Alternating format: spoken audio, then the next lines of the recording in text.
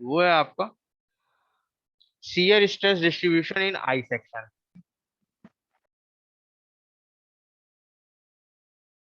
Shear stress distribution in I section. ठीक है, अभी हम लोग बेसिकली डिस्कस करेंगे आपका सिमेट्रिकल आई सेक्शन को लेके। ठीक है, बेसिकली हम लोग डिस्कस क्या करेंगे, सिमेट्रिकल आई सेक्शन का shear stress distribution curve discuss करेंगे। तो एक आई सेक्शन लेते हैं।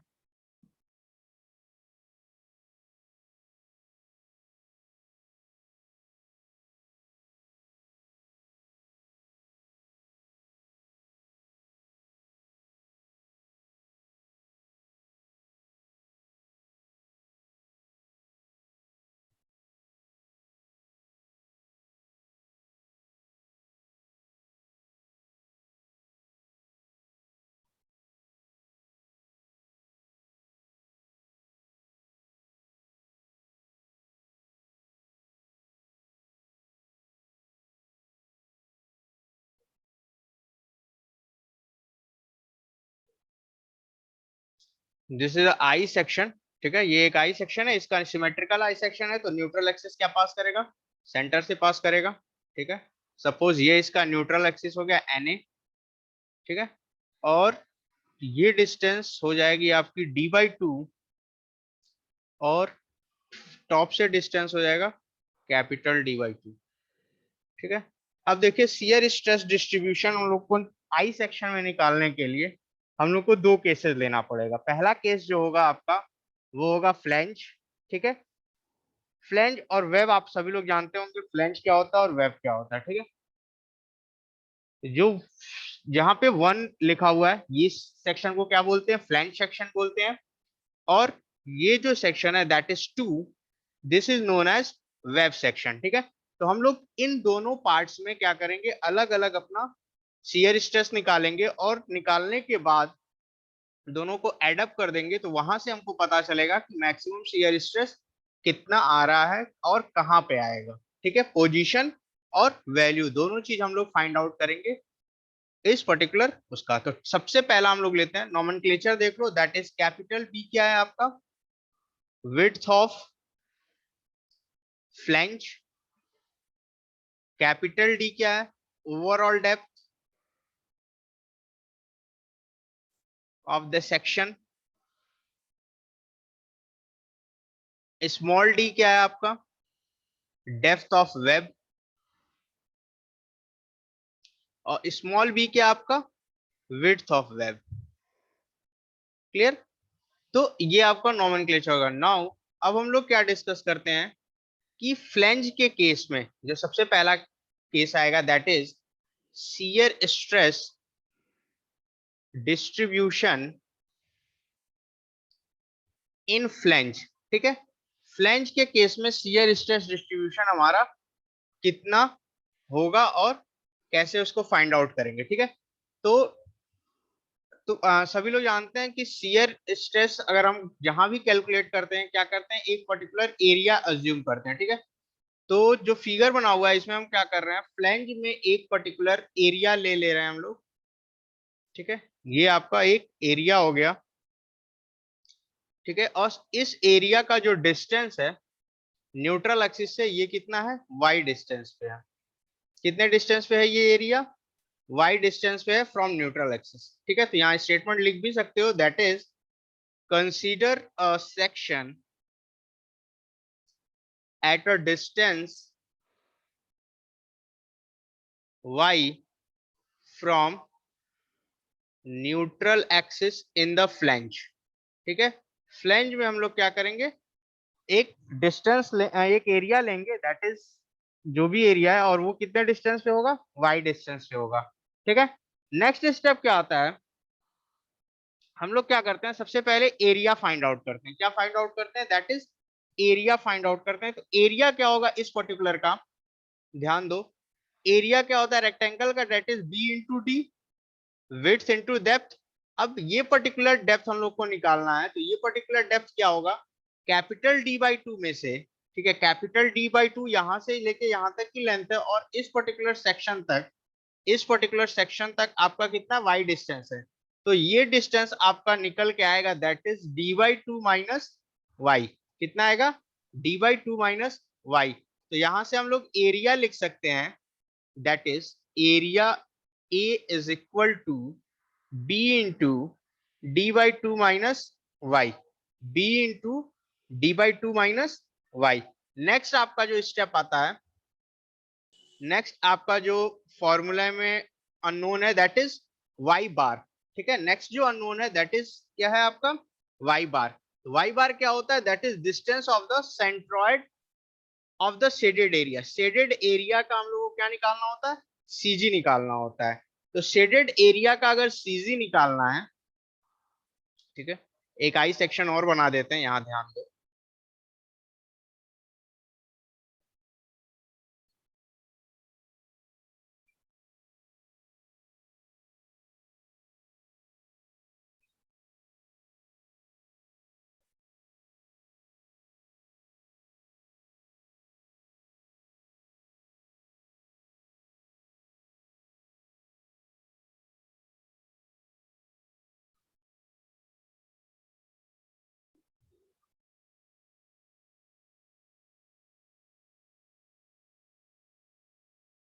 ये शेडेड एरिया, इसका हमको क्या निकालना है? सीजी फाइंड आउट करना है।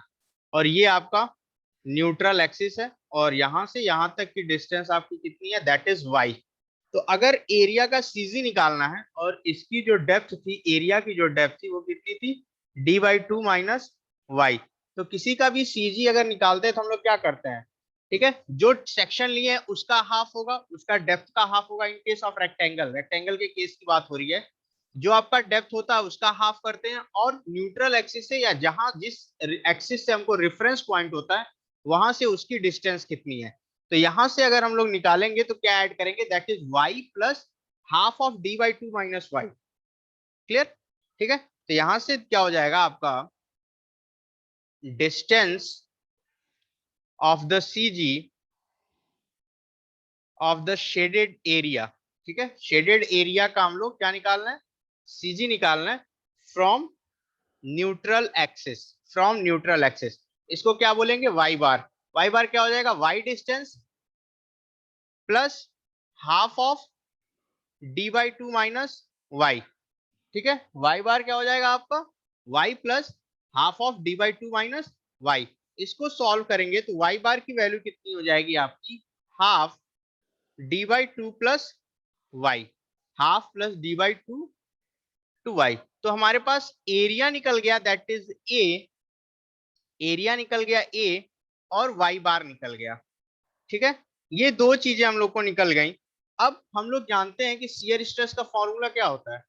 Shear stress is given by, shear stress, shear stress is given by tau is equal to S A Y bar upon I into B.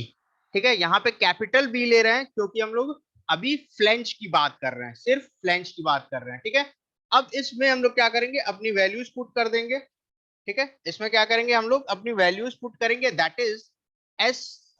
तो एस रहेगा। ठीक है, एरिया कितना आपका?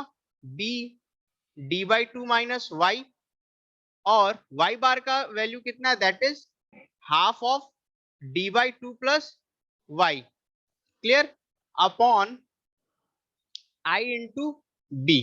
ठीक है, अब हम लोग क्या करेंगे? इस पर्टिकुलर को, ठीक है, थोड़ा सा सॉल्व करते हैं। तो सॉल्व करने के बाद हमको टाउ की वैल्यू मिलेगी, that is S upon two I, S upon two I, B से बी कैंसल हो जाएगा, और ये आएगा डी बाई टू का whole square minus Y square. ठीक है, इसको और मॉडिफाई करेंगे तो ये फॉर्मूला आपका आएगा, tau is equal to S upon two I, ठीक है, D square by four minus Y square.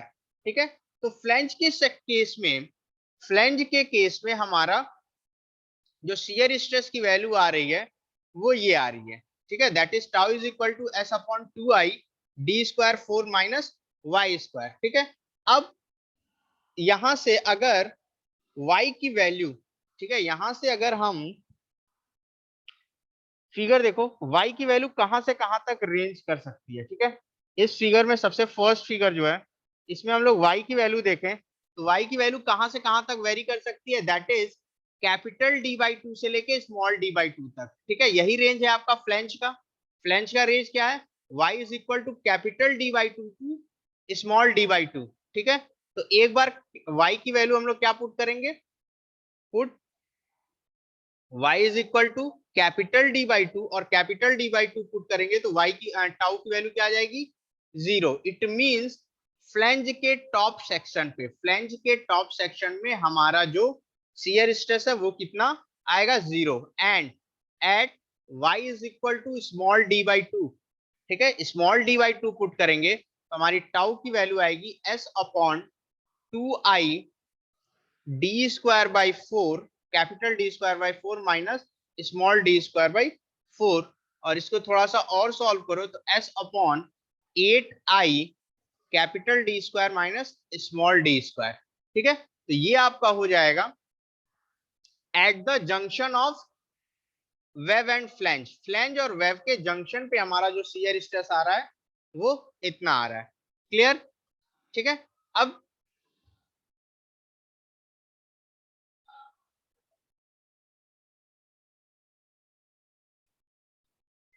दोनों में आएगा, ठीक है। तो इसके बाद हम लोग क्या किए, यहाँ पे एरिया निकालना इजी नहीं है, इसलिए हम लोग क्या निकालना है, ए वाई बार निकालें। क्या निकालें, ए वाई बार डायरेक्ट निकालें। ए वाई बार क्या होता है आपका, मोमेंट ऑफ किसी भी शेडेड एरिया का मोमेंट अबाउट रेफरेंस पॉइंट। तो यहाँ पे जो हमारा रेफरेंस पॉइंट है दैट इज न्यूट्रल एक्सिस। यहाँ पे हमारा रेफरेंस पॉइंट क्या है, न्यूट्रल एक्सिस है, और हम लोग को जो शेडेड एरिया है उसका मोमेंट निकालना है न्यूट्रल एक्सिस के। तो हम लोग क्या करेंगे, इसको दो पार्ट में डिवाइड कर ले रहे हैं, एक जो हमारा फ्लैंज है और एक हमारा क्या है, वेब है। तो moment of flange about neutral axis निकालेंगे, और उसमें मोमेंट ऑफ वेब का न्यूट्रल एक्सिस के अबाउट क्या निकालेंगे, मोमेंट निकालेंगे। That is moment of the flange area about neutral axis and moment of the web area about neutral axis, ठीक है। तो वेब फ्लैंज का आपका एरिया होगा that is B into D/2 minus इस capital D/2 minus small D/2, और distance कितना होगा, half capital D/2 plus small D/2, ठीक है। उसके बाद हम लोग क्या करेंगे, वेब का कंसीडर करेंगे। तो web that is small b, क्या होगा इसका डिस्टेंस, विड्थ कितनी स्मॉल बी है और डिस्टेंस कितना है, that is D/2 minus Y, और इसका जो लेंथ होगा न्यूट्रल एक्सिस से या डिस्टेंस होगा that is half of small D/2 plus Y. Clear. अब यहां से ए वाई बार निकाल लेंगे, इसको कैलकुलेट किया that is B/8 capital D² minus small D² plus B/2 D²/4 minus y²। Clear.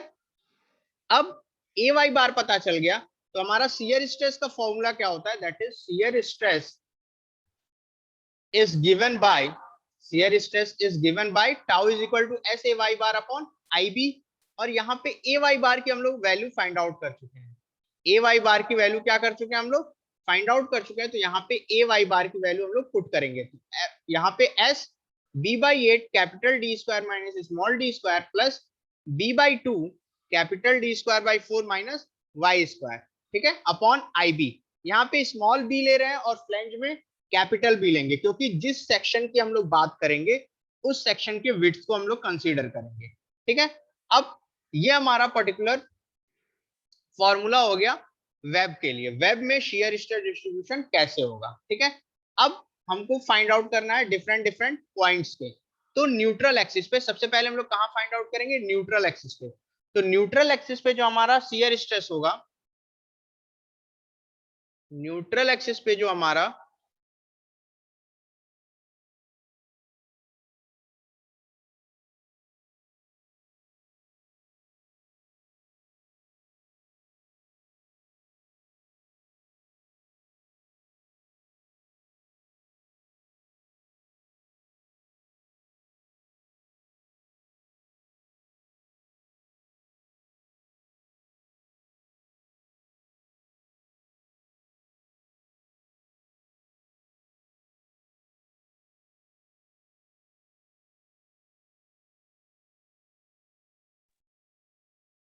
Clear, ठीक है। तो सबसे पहले हम लोग क्या फाइंड आउट कर लें, न्यूट्रल एक्सिस पे कितना होगा शियर स्ट्रेस। तो न्यूट्रल पे शियर एक्सिस क्या होगा, तो वहां पे हम लोग y की वैल्यू क्या पुट करेंगे, 0 पुट करेंगे। क्यों 0 पुट कर रहे हैं, क्योंकि हम लोग जो भी y डिस्टेंस ले रहे हैं वो कहां से ले रहे हैं, न्यूट्रल एक्सिस से ले रहे हैं। तो अगर y की वैल्यू 0 हो जाएगी तो हम लोग का सेक्शन कहां तक आ जाएगा, न्यूट्रल एक्सिस तक आ जाएगा। तो न्यूट्रल एक्सिस के केस में हमारा जो शियर स्ट्रेस की वैल्यू होगी that is tau is equal to S upon I B, B by 8 capital D square minus small D square, ठीक है।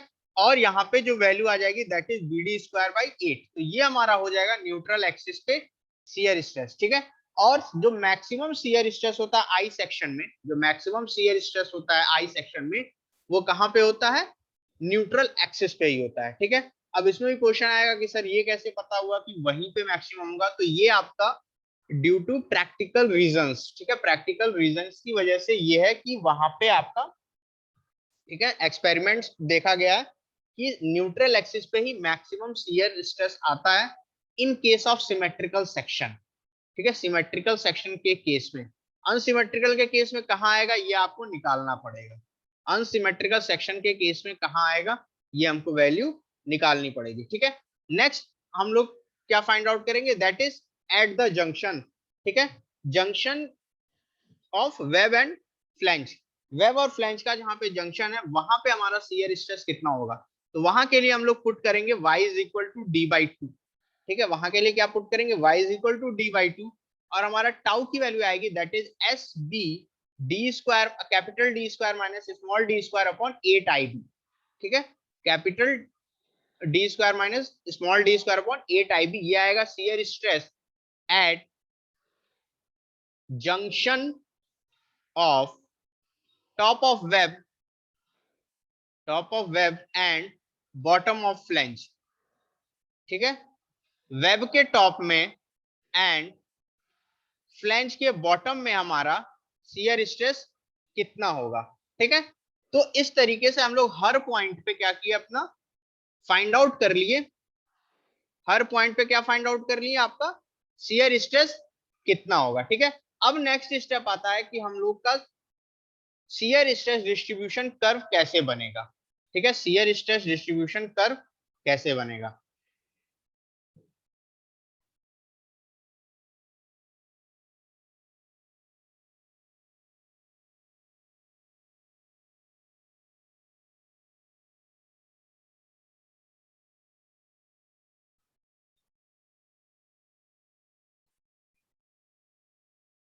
ठीक है। सपोज ये हमारा आई सेक्शन था, इसका हमको क्या करना है, शियर स्ट्रेस डिस्ट्रीब्यूशन कर्व बनाना है, ठीक है।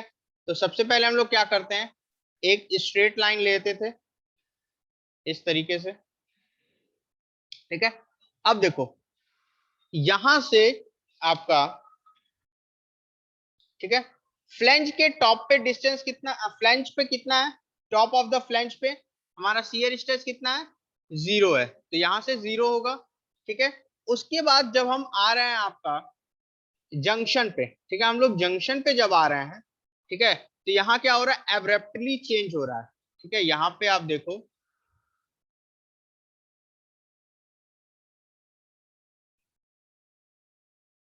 ठीक है, D capital D by to पे कितना था, 0 था, और स्मॉल डी बाई टू पे कितना था, S upon 8 I B D square minus capital D square minus small D square, ठीक है। तो यहां से जब हम जस्ट नीचे आएंगे तो आपका जो सेक्शन बनेगा वो इस तरीके से बनेगा, ठीक है, वो इस तरीके से आएगा। उसके बाद along the junction, along the junction क्या है, ये एक कांस्टेंट वैल्यू है, इस तरीके से आएगा। सिमिलरली हम लोग नीचे वाले पोर्शन को भी कैलकुलेट कर लेते हैं, तो ये आपका इस तरीके से आएगा और यहां से आपका ये आएगा, ठीक है। अब इस पर्टिकुलर सेक्शन में दैट इज वेब सेक्शन में, वेब सेक्शन में एक चीज ध्यान दो, जो हमारा शियर स्ट्रेस का इक्वेशन बना था ये क्या था, y के टर्म में क्वाड्रेटिक इक्वेशन है, y के टर्म में क्या है, क्वाड्रेटिक इक्वेशन है। तो क्वाड्रेटिक इक्वेशन है, इट मींस 2 डिग्री इक्वेशन है, तो ये कैसा होगा, आपका पैराबोलिक इन नेचर होगा। कैसा होगा, पैराबोलिक इन नेचर होगा। तो ये आपका इस तरीके से कुछ आएगा, ठीक है। ये आपका न्यूट्रल एक्सिस, और यहाँ पे क्या होगा, सी टाउ क्या होगा, दैट इज टाउ मैक्स होगा। क्लियर, तो ये आपका हो गया section, that is I section. और ये आपका शियर स्ट्रेस डिस्ट्रीब्यूशन कर्व, ठीक है। ये आपका क्या है, shear stress distribution curve. Clear. इस तरीके से हम आई सेक्शन का shear stress distribution curve plot करेंगे, ठीक है।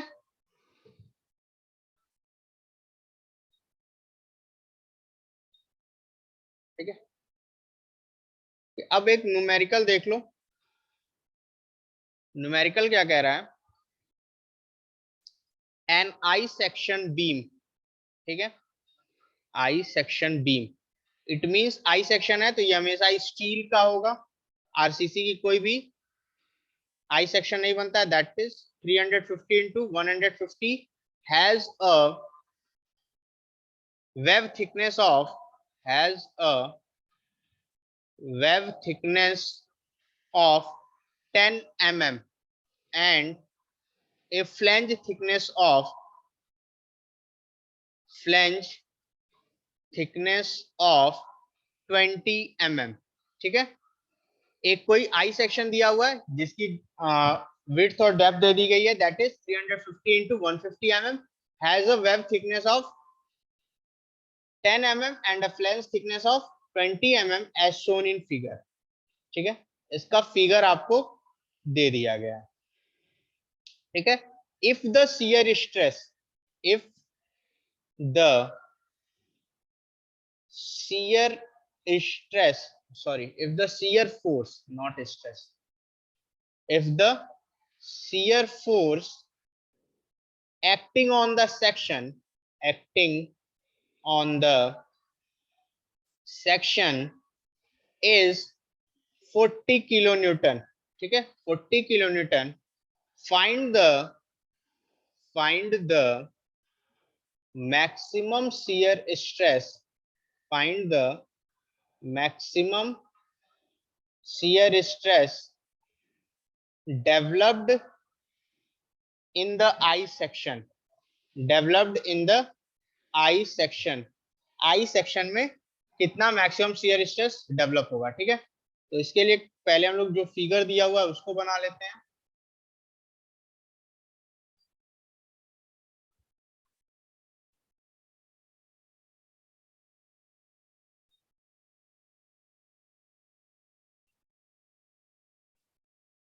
ठीक है, ये आई सेक्शन दिया हुआ है, इसके डायमेंशंस क्या है आपके,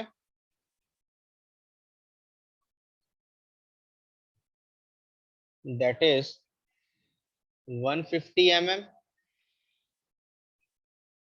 और ओवरऑल डेप्थ है 350 mm। क्लियर। इसका थिकनेस दिया हुआ है दैट इज 20 और वेब का थिकनेस है 10, ठीक है। तो यहां से वेब का डेप्थ हो जाएगा दैट इज,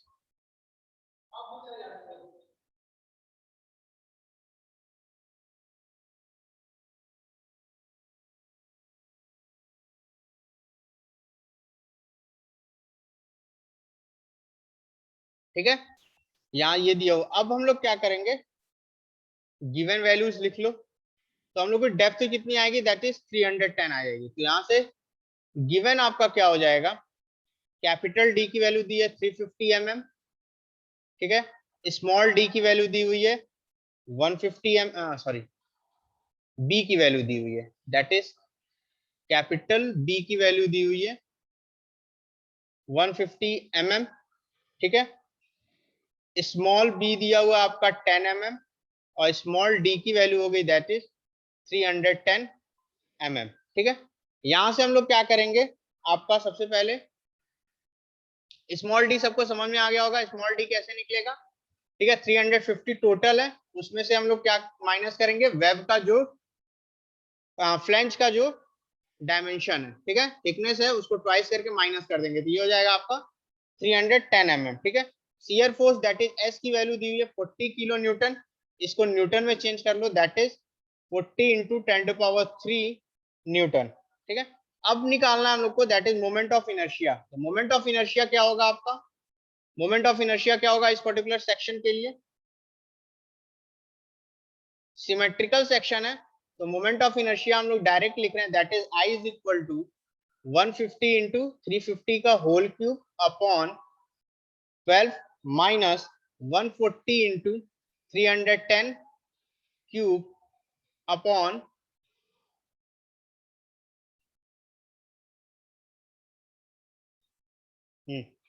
12। तो ये वैल्यू आ जाएगी आपकी 18837,583 m पावर 4। ठीक है, आई भी निकल गया हम लोग का। अब क्या फाइंड आउट करना था हमको? Direct shear stress find out करना था। ठीक है, तो मैक्सिमम शियर स्ट्रेस का फॉर्मूला क्या है आपका? मैक्सिमम शियर स्ट्रेस का फॉर्मूला क्या था? That is tau max is equal to S upon I B. ठीक है, B by 8 capital D square minus small D square plus B D square by 8। ठीक है, अब यहाँ पे हम लोग वैल्यूज पुट करेंगे सारी।